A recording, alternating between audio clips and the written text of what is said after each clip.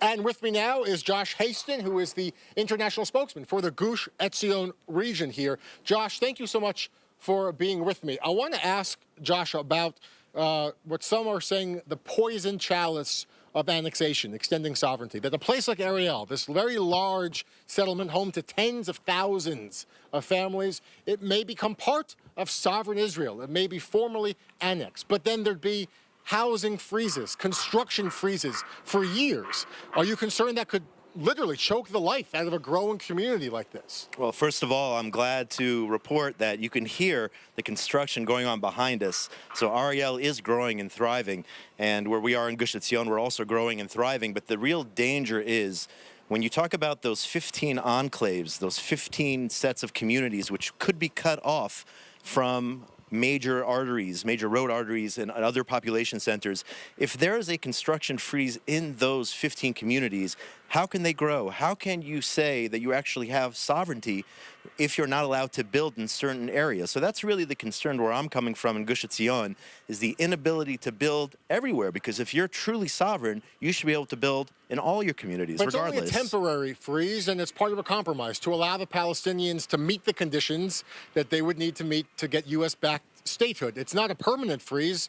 What's wrong with a little temporary gap there? We're against any type of temporary freeze, permanent freeze. We've been down this road before. In 2011, under the Obama administration, Israel freezed building for 11 months. Right here in Ariel, in fact. In Ariel, in Gush Etzion, and other places for promises of peace. So based on that experience, what did you learn from that experience years ago under President Obama when there were freezes in place? How did it impact life? Yeah, we learned that, first of all, it does not bring us closer to peace, and it impacts people on the ground. I know people who had purchased property, and were unable to build their homes, and were in limbo because they had purchased a home, they had sold another home, and were literally stuck.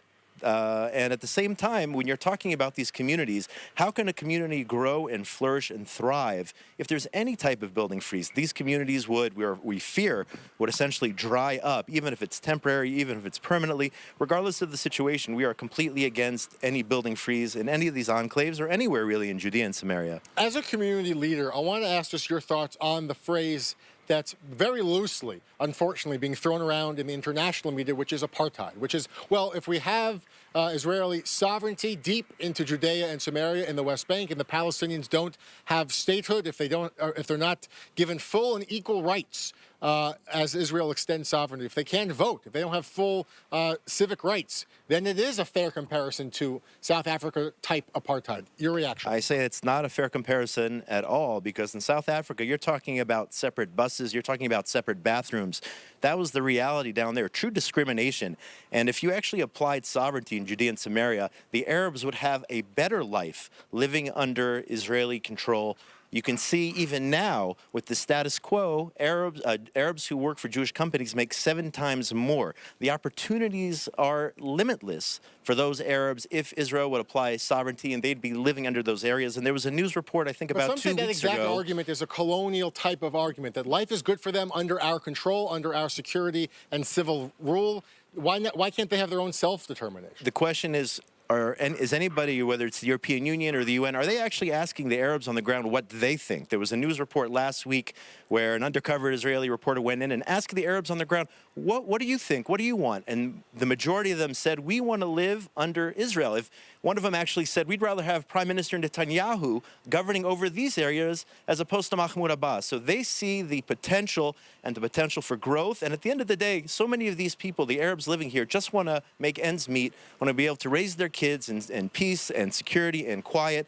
And I think that the Israeli sovereignty program would provide them with that real opportunity, a better life for Jews and Arabs. And we haven't seen that over the last 25 years under the Oslo Accords. Anytime Israel's made concessions, it's only led to more violence. And I think the sovereignty movement is good for both sides. I want to ask about the Oslo Accords, and specifically the Palestinian Authority. Is this body good for Israel? And are you concerned, perhaps, as has been a threat levied several times in recent weeks, that we're going to give up, we're going to have Israel come in, and Israeli taxpayers will have to deal with paying civil servants, deal with trash collection, deal with schools, deal with security. It won't be our responsibility anymore if 1 meter of land is annexed. Your thoughts on that? The problem with the Palestinian Authority is until this very day, the incitement to violence continues, whether it's in the official state-run media, whether it's in the education system. The next generation, when people ask me, is there going to be peace here? I say, unfortunately not.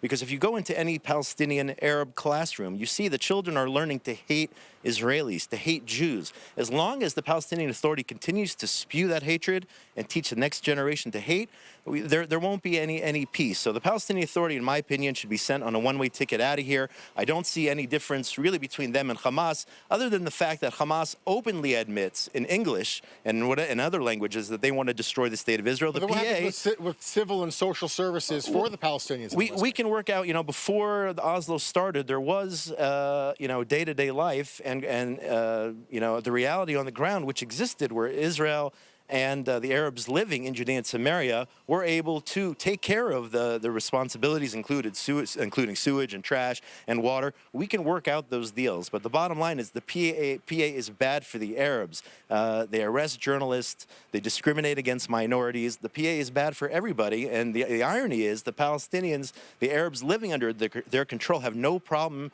saying it. Unfortunately, when they do say it loudly, then they end up in jail. So that's really the issue here. All right, Mr. Josh Hasten, thank you so much for being part of this special Zoom-in program here from Ariel University. Great to have your perspective. Thanks so much. Thank you so much.